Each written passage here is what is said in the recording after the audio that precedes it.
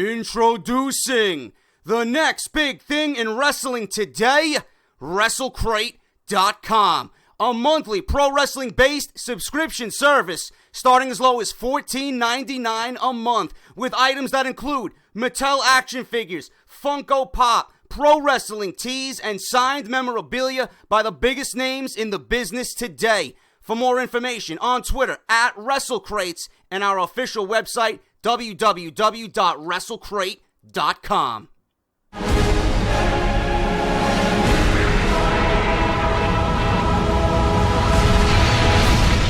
What is going on, guys? JD from New York here, and this is part 3 of the number 1 fucking source right here on YouTube.com for everything WWE, man. This is Off The Script, episode number 82, Sunday morning. We're closing out your weekend, man. I hope it was a great weekend for each and every one of you guys. Now, I don't have a lot of news on Sunday's episode, guys. I don't have a lot of news today.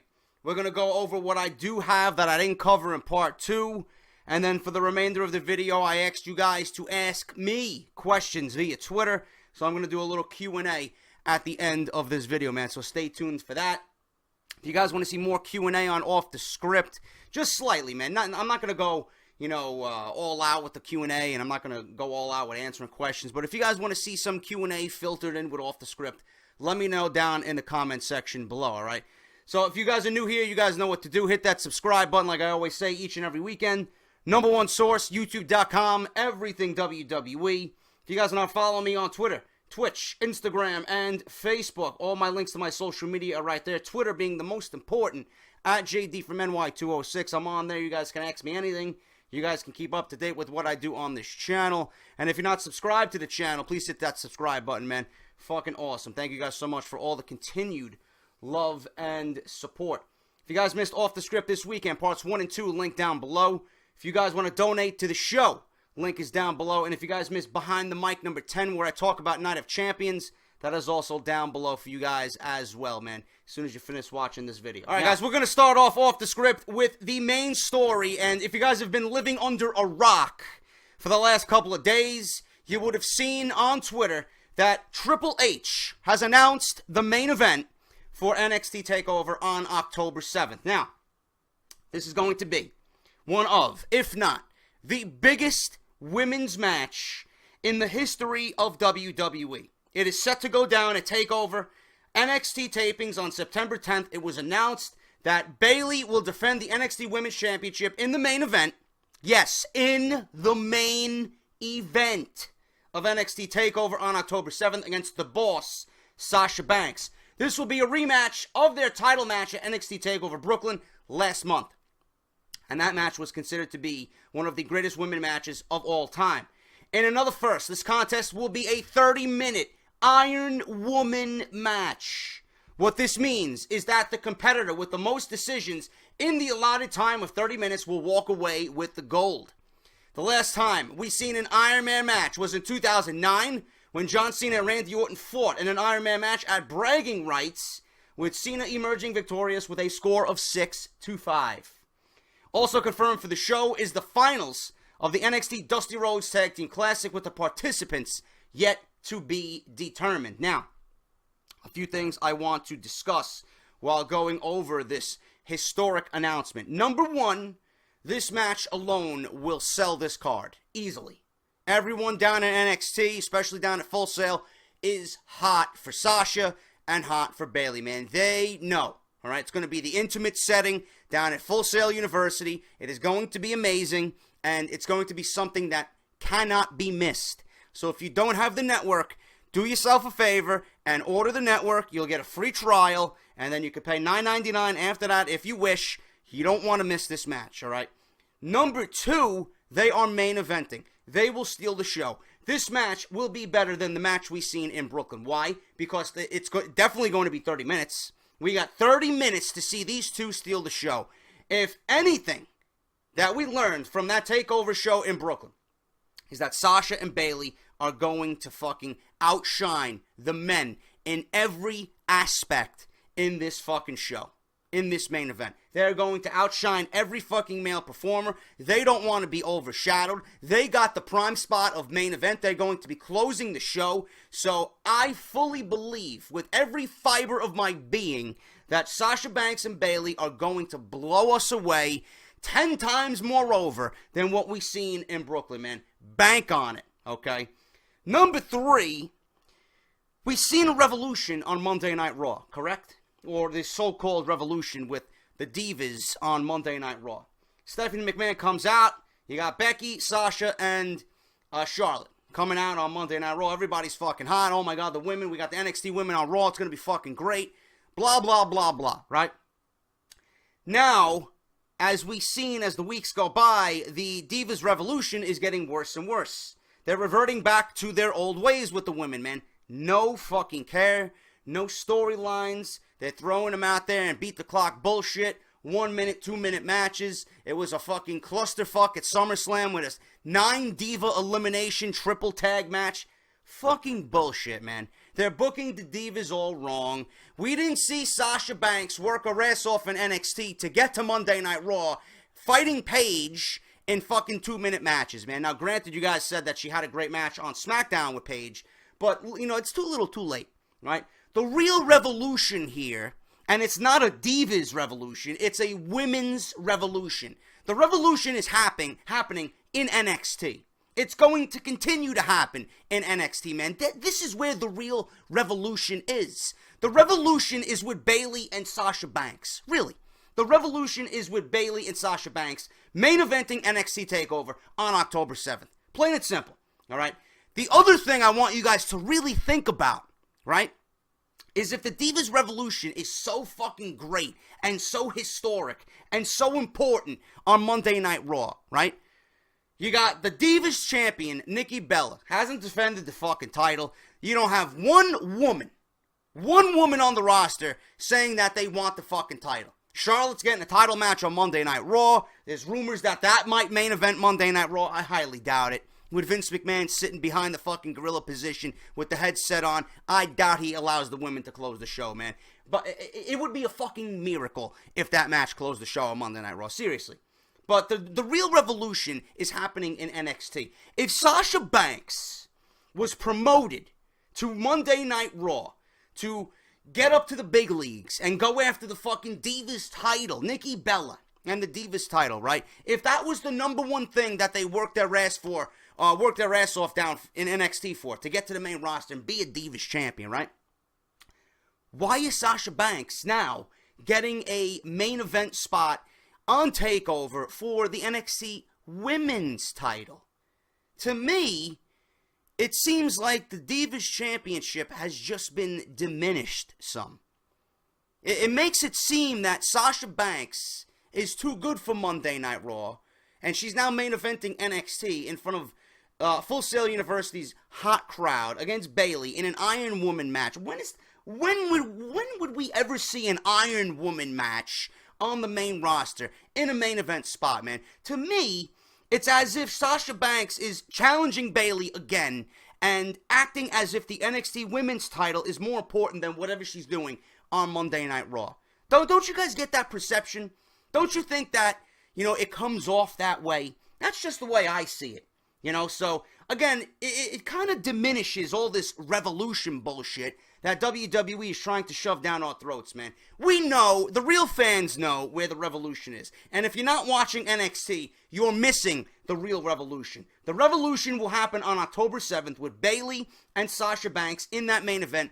30 minutes, you can guarantee it. I'll be right here on YouTube.com giving you guys a review of what we see, man. I can't fucking wait. That one match alone will have me fucking excited to watch that on October 7th, man. I can't fucking wait. It was back at WrestleMania 28 when WWE Hall of Famer Booker T last competed in the WWE ring. The 50-year-old veteran, and yes, Booker T is 50 and he doesn't look it at all, has maintained his physical prowess in case there are ever plans for him to return to the ring for one night. In a recent interview with Wrestling Compadres Slamcast, no idea, the 6-time world champion discussed the return of the Dudley Boys to WWE programming. He said, and I quote, "I'm excited to see the Dudleys back in WWE, Booker said. It's the place where they should be, to finish their career on that stage the way they should finish it, and for what they've given to the professional wrestling business, I think they are in the right place, definitely at the right time. As far as stepping back in the squared circle is concerned, Booker mentioned WrestleMania 32 and how a tag team match with Bubba Ray and Devon would be enough to pique his interest. Now, he said, I don't foresee myself putting my boots on ever again unless the situation like Harlem Heat versus the Dudleys or something like that, Booker said. Otherwise, I have no interest in getting back in the ring. I don't have any interest in seeing Harlem Heat.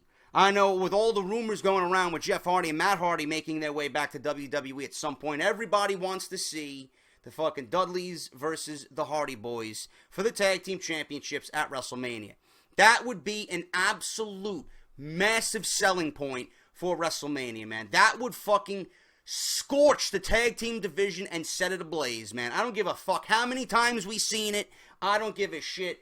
You know, who doesn't want to see it? It needs to happen. It really needs to happen. With all this talk we heard, there was talk of the Dudleys coming back before SummerSlam, and then that went cold, and then all of a sudden after SummerSlam we see them return anyway, man. This is going to be the same shit with the Hardy Boys, man. They are coming back to the WWE. It's not a matter of if, it's a matter of when. They're coming back. Deal with it. If you don't like the Hardys, I don't know what to fucking tell you, man. I love the Hardys. I think they are the perfect fucking tag team. They got the great mix of Matt, who's grounded, and Jeff, who's a fucking psycho, and I love every fucking last minute of it, man. The Hardys versus the Dudleys would absolutely fucking guaranteed steal the show at WrestleMania 32 if it was to happen. And there was even rumors. I don't know where Sean's View got his fucking news and information from, but the WWE possibly may visit the TLC Classic with the Hardys, the Dudleys, and bring Christian out of semi-retirement. Obviously, Edge wouldn't be able to go, but he said and reported that Christian would pick somebody who has a history with the Dudleys, and the only man that I could think of would be Spike Dudley. That would be unfucking believable, man. Unbelievable. For one night, a TLC match with the Hardys, the Dudleys, and Edge and Spike Dudley, man. You don't even need a fucking storyline for this, bro. You really don't. You build off its history. You build tension between Spike Dudley and the Dudley Boys, and then boom, you got it. Fucking people would throw their money at the TV screen to see this match happen again, man. Let's make it happen. Harlem Heat, I don't want to see them back in the ring. This is, just nostalgia talk by Booker T. I don't have any interest seeing Stevie Ray or Booker T back in the ring, but the Dudleys and the Hardy Boys at WrestleMania, I would fucking throw my money at the TV, man. Make it happen. Give credit where credit is due to the vigilante Sting, because even though he's a part-timer, the former WCW champion has found a way to show up on television every week leading up to his big title match. According to PWInsider.com, Sting will be appearing on the live September 14th edition of Monday Night Raw, live from the FedEx Forum in Memphis, Tennessee. I hope Memphis is a hot crowd. And, the past couple of crowds on Monday Night Raw were very lackluster, man. So hopefully Memphis brings it right before Night of Champions. While he didn't appear in the middle of the squared circle, the 56-year-old performer did work a number of backstage segments, which may have been pre-taped, I'm sure they were, at Monday Night Raw this week, taunting Seth Rollins with his stolen statue. The show ultimately ended with Sting tossing the statue into a dumpster truck, riding off as Rollins threw a temper tantrum in the ring. And if you guys missed my Monday Night Raw review, that is also linked down below. At Night of Champions on September 20th, in Houston, Texas, Sting will challenge Rollins one-on-one for the WWE World Heavyweight Championship in just his second match for the company. Why he's getting a title shot, nobody knows, but who the fuck cares? The six-time WWE Champion competed at WrestleMania 32, losing his in-ring debut to the COO of the company, Triple H. Sting will be on Monday Night Raw. Always great to see Sting on Monday nights, man. So, the go-home show, you got to give him credit. He's building this title match. He's there each and every week to lead up to this match. You got to respect what Sting is doing right now for Monday Night Raw. And finally, guys, before we get into the quick Q&A, the Viper Randy Orton, I reported on part 2 that Randy Orton might be taking time off, that WWE is writing him off television. Well, Randy Orton may be sticking around for a while, contrary to the previous report that I had on part 2 of Off the Script. PWInsider.com originally reported that Orton may have been written off TV this past Monday night on Raw following his victory over Sheamus, After defeating the Celtic Warrior with an RKO, all three members of the Wyatt family emerged to beat the 12-time world champion down. This was supposedly designed to get Orton off television for the foreseeable future, as WWE officials have no immediate plans for him at the upcoming Night of Champions pay-per-view on September 20th. The wrestling news outlet has since retracted their story, acknowledging that they may have been given false or outdated information as plans in WWE are constantly changing. Orton is scheduled to work WWE live events over the weekend and may even appear in Memphis for Raw next week. He is not expected, though, to be the mystery third man, joining Roman Reigns and Dean Ambrose. I hope not. I'm keeping my fingers crossed on that one. Against Bray Wyatt, Luke Harper, and Braun Strowman at Night of Champions. I hope Randy Orton is not the third man. That would be completely fucking boring and dull and stale. All those words rolled into one, man. I don't want to see Randy Orton anywhere near Roman Reigns and Dean Ambrose. I want someone new. I want someone fresh. I want it to be intriguing. I want it to be, holy shit, man, this is fucking awesome. But Randy Orton, man, I'm glad that he might not be written off TV. Like I said in part 2 yesterday, he is too good for WWE creative writers not to do anything with him.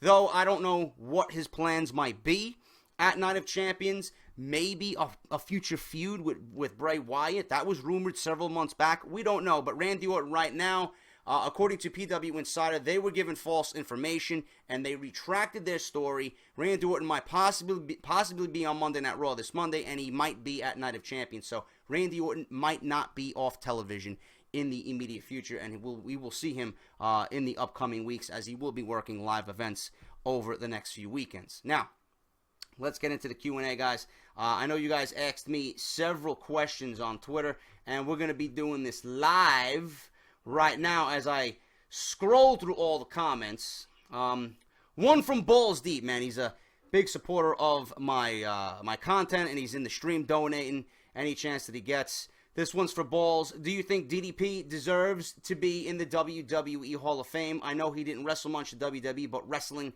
in general. Yes, DDP deserves to be in the Hall of Fame.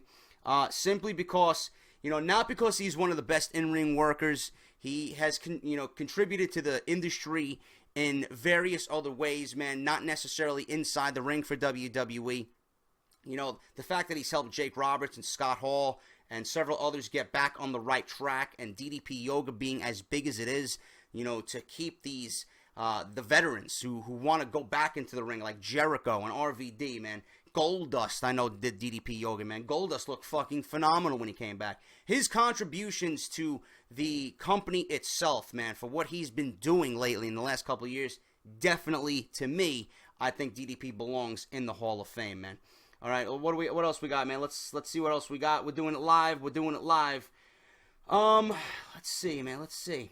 I don't know. This is from Drew. When will CM Punk stop pretending he's an actual fighter and go back to the WWE?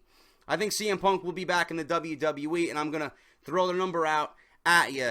3 years tops, I think CM Punk will be back in the WWE. He will be back in the WWE regardless, because they always come back. But I think CM Punk is going to be very successful in UFC. I have a lot of faith in him, and it's going to be a big moment when he does debut for Ultimate Fighting Championship, man. It's going to be a great moment, and I'll be right here reviewing his fight and everything that happens with CM Punk right here on Off The Script. What is my favorite Royal Rumble? This is from Jay Slay on Twitter. My favorite Royal Rumble is without question the 1992 Royal Rumble, in which Ric Flair won the then vacant WWF Championship with Bobby the Brain Heenan and Gorilla Monsoon on commentary, and then Ric Flair cutting that amazing promo at the end of everything with Mean Gene, Mr. Perfect, and Bobby Heenan, man. Absolutely fucking classic. My favorite ending to a Royal Rumble, I believe it was the 2007 Royal Rumble with The Undertaker and Shawn Michaels, the last two men in the ring, man. They went about 15 to 20 minutes to see who was best, and then The Undertaker ended up winning that Royal Rumble, man. That's my favorite ending, but the overall Rumble itself, my favorite is the 1992 Royal Rumble. This is from Jerry H. on Twitter. Another big supporter of Off The Script and my content. I have a question. Do you think Triple H will let Sting be champion at Night of Champions? I don't know, man. If I was booking it, I will let Sting win the title. I think that would be great for business, but only time will tell on that one. We really don't know where Triple H's head is at right now, but we know that Vince McMahon ultimately makes the final decision along with Kevin Dunn. So we don't know, but if it was me, I would let Sting reign as WWE Champion, man. I think that would be an absolutely amazing sight to see at Night of Champions, and then him coming out on Monday Night Raw with the WWE Championship. This is from Mike Wolf. Could Tyler Breeze and Dolph Ziggler make a good tag team? They could call them the Pretty Boys. No, I want Ziggler to actually turn heel. I think his time as a face is up. And Tyler Breeze, I love the gimmick. I love the entrance. I absolutely love his in-ring work. It's all up to WWE Creative to make him look good. I think he's got all the tools to be an absolutely amazing in-ring performer for Monday Night Raw and Thursday Night SmackDown.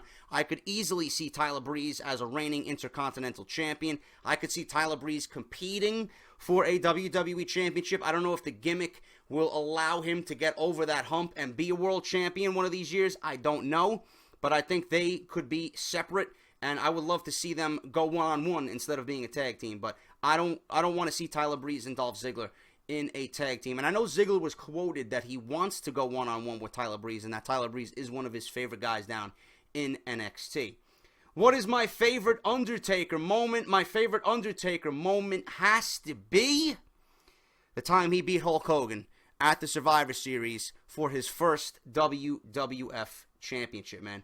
Everything, the match wasn't great at all, but the ending with Ric Flair coming down, sliding the chair, that terrible tombstone, which Hogan never hit the steel chair at all.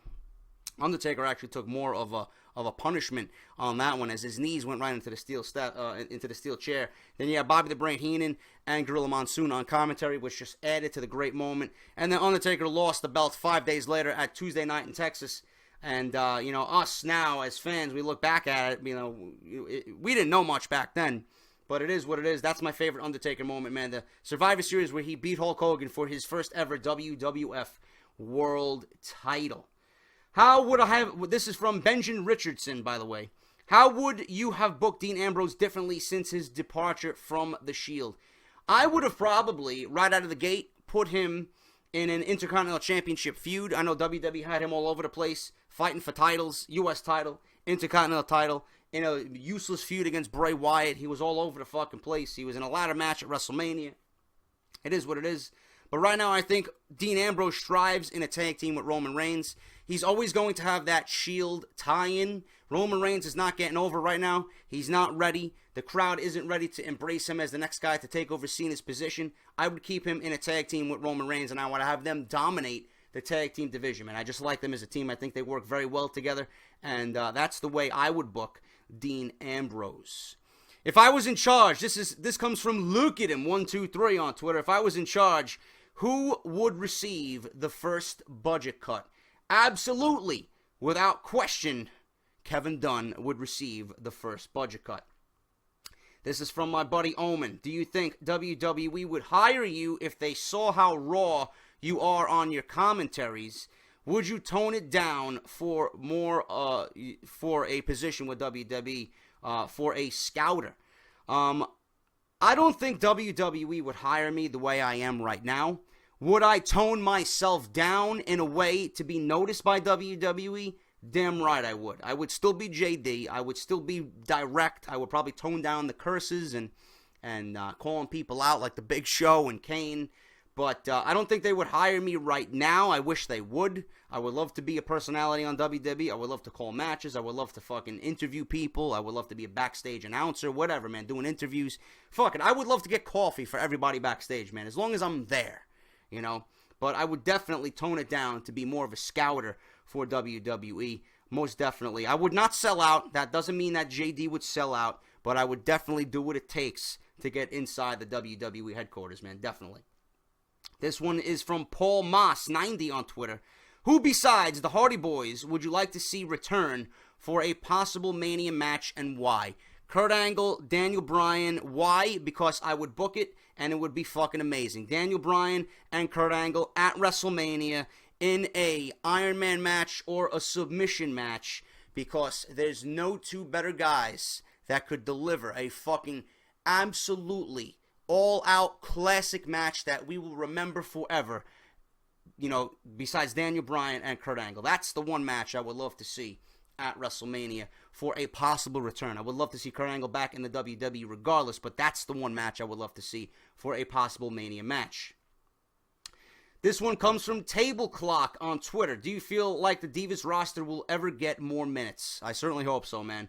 I know this Divas Revolution is a little fucking...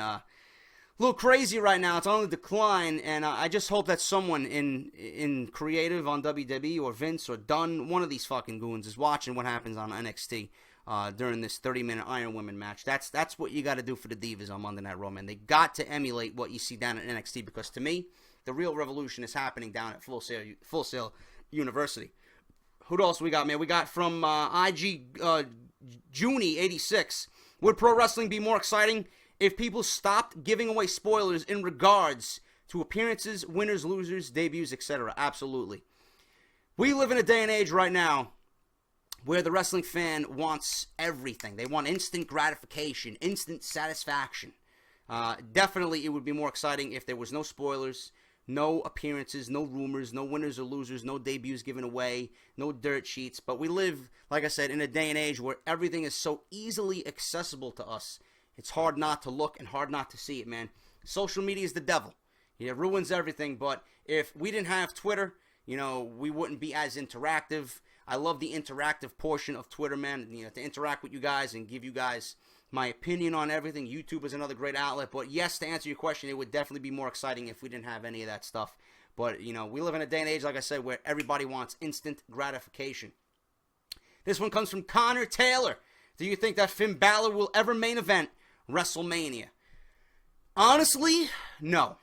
Do I think Finn Balor is a WWE champion sometime in the near future? Yes. But you got to keep in mind, he is 34, 35 years old. The time to strike with Finn Balor is now. Same thing with Samoa Joe. I think Finn Balor on the grand stage at WrestleMania, with his entrance and his in-ring skill and his character and his look, he certainly has all the fucking capability to be a top guy in WWE. I would absolutely love to see him main event WrestleMania and be that Daniel Bryan-esque character, the underdog getting over. And I just think Finn Balor has everything that it takes to be a WWE champion and to main event WrestleMania, man. So to answer your question, no, but to me, he's got all the tools that it takes to be number one. This one's from eSkills on Twitter. Who on your Mount Rushmore top four are your top four wrestlers of all time?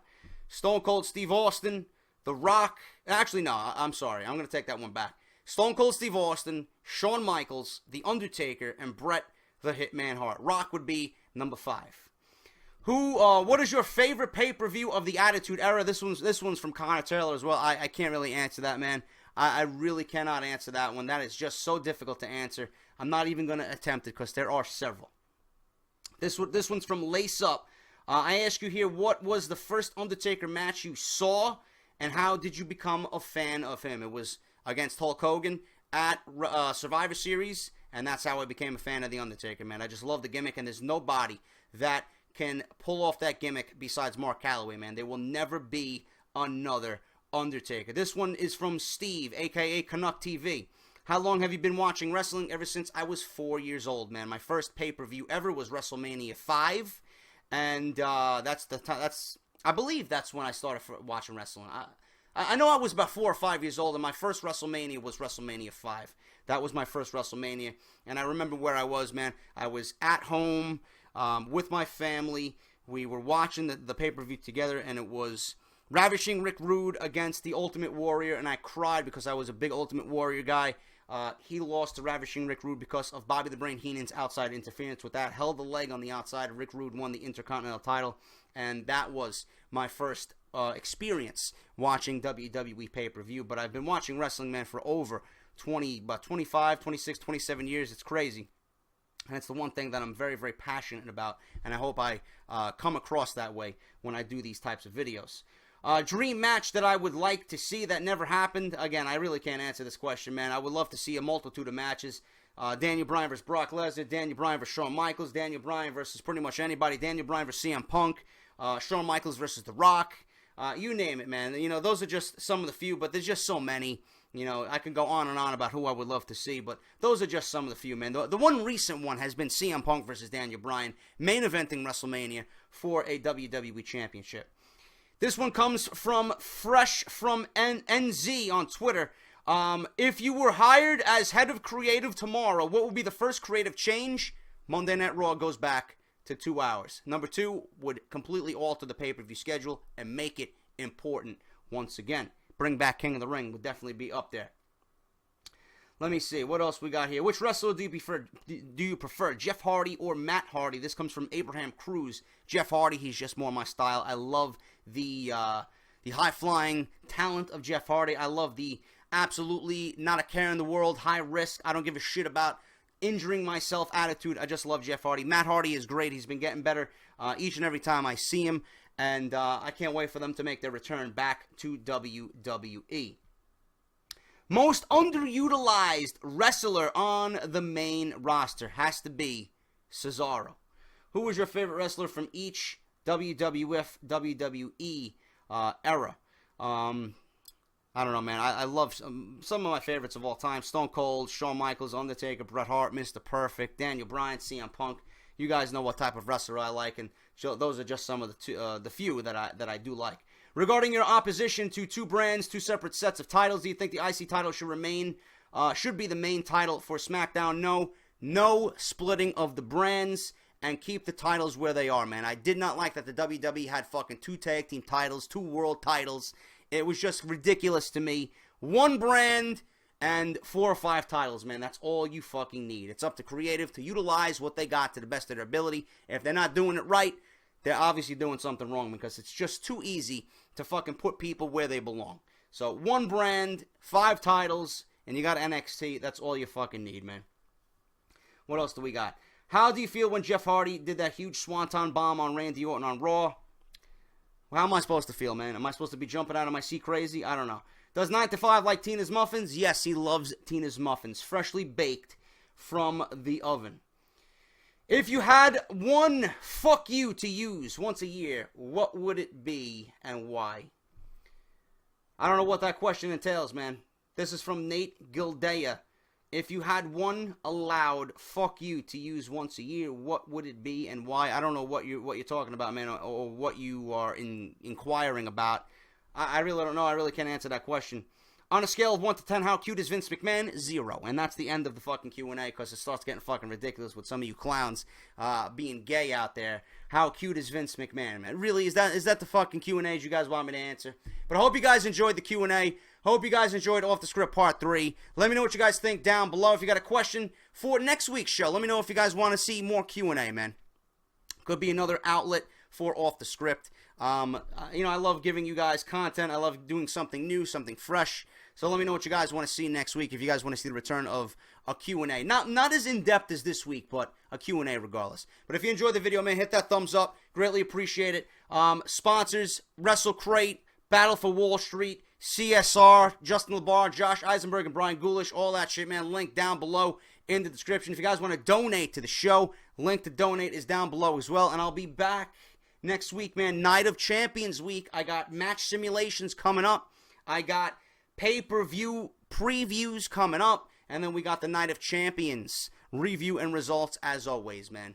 On our way to 32,000 subscribers. Thank you guys so much for another great weekend of Off the Script. I'll see you guys next week for Night of Champions week. Until then, this is JD, and I'll see you guys next week, man. Thank you so much for watching.